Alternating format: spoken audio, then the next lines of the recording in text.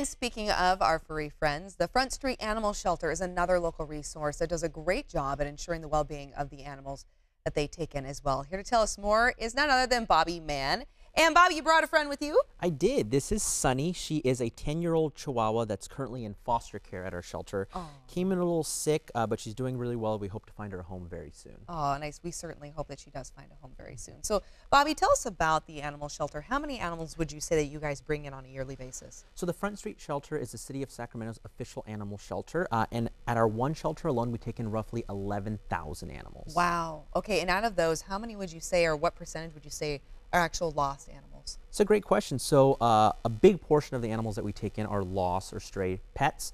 We don't primarily take in pets from owners who have to relinquish them. There's great organizations like the Sacramento SPCA that does that. So probably 80 to 90% of them are strays. Okay, and then so if someone feels, let's say we have some pet parents watching right now, if they've lost an animal, what do they do? Walk them through that process. Well, the first thing to do is not panic. We know that, pets are a part of your family. It's kind of hard to not do that, right? But we want to make sure that you use a lot of great resources that are out there. First things to always do, check with your neighbors, check online, places like Craigslist, Nextdoor, and also check the 3 major shelters in Sacramento. So the Front Street Animal Shelter, the Bradshaw Animal Shelter, and the Sacramento SPCA. All 3 of our shelters do post pictures of pets within the hour of them arriving. So even if you can't drive down, you can look at our websites to see if your pet might be there. Okay, and how important is microchipping? Microchipping is very important. It's a permanent form of identification. Sometimes our dogs can lose their collars when they get out, but those microchips are permanent. But what's even more important is make sure you keep that information up to date. Oftentimes we move, we change our phone number, and that's the last thing on people's mind is updating their pet's chips, but it becomes very important, especially when they're missing. Yeah, absolutely. Okay, and tell me about this facial recognition software. What is this? Is a website? This is a resource, right? Yes. So obviously with technology, shelters are becoming more innovative in getting pets home. So we have partnered with an organization called Finding Rover. You can visit them at findingrover.com. And the way that it works is they use facial recognition to help get pets home. So if your dog goes missing, you're able to upload a picture of your pet. And then if someone in the community finds them and uploads a picture, it'll match them up and get them home. Oh, that's fantastic. Okay.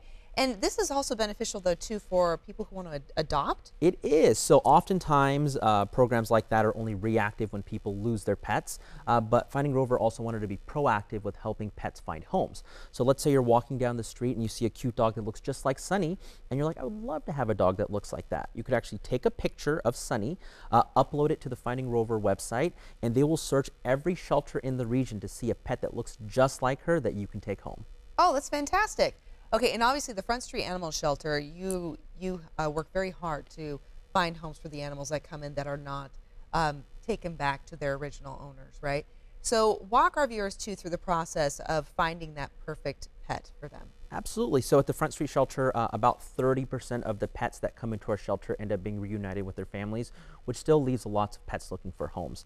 So all of our pets that are at our shelter, they go through a medical assessment, a behavior assessment, and if you're interested, you come through our shelter, walk through our doors. If you see a dog like Sunny in a kennel that you're interested in, you fill out some paperwork for us. We'll take the dog out for you, teach you as much as we can about the dog, and if it works out, you're able to adopt them. Okay, and give some advice, though, because I know you go into a shelter, you see all these beautiful little faces, your heart breaks, and you want to take every single one of them home. But give our viewers a little bit of advice before they come in and they start looking.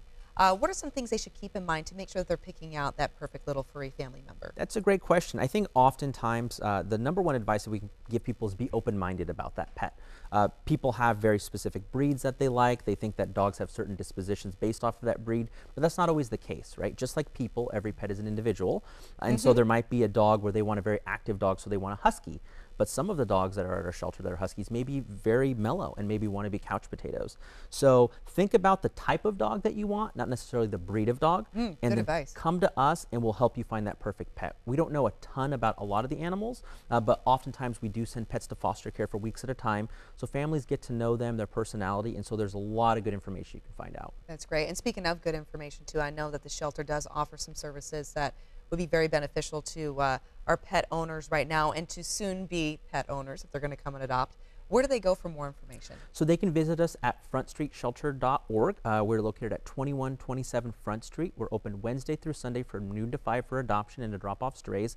And we hope that people can come by even if you're not looking for a pet. It's a great way to spend an afternoon just to come check out some of our furry friends. Oh, I like that. I imagine too that they benefit from the human contact and people just kind of coming in and seeing them. I know if you want to volunteer too, you also have volunteer options as well, right? We do. We have close to now 3,000 registered volunteers in our community. Great. Last year, they donated over 100,000 hours of time to our shelter, Wow. which we cannot survive without them. Yes. So if you're interested in volunteering, you can go to frontstreetshelter.org, attend one of our orientations, and then you could be helping dogs just like this. Wonderful. Bobby, thank you so much. Thanks Really for having us. appreciate it.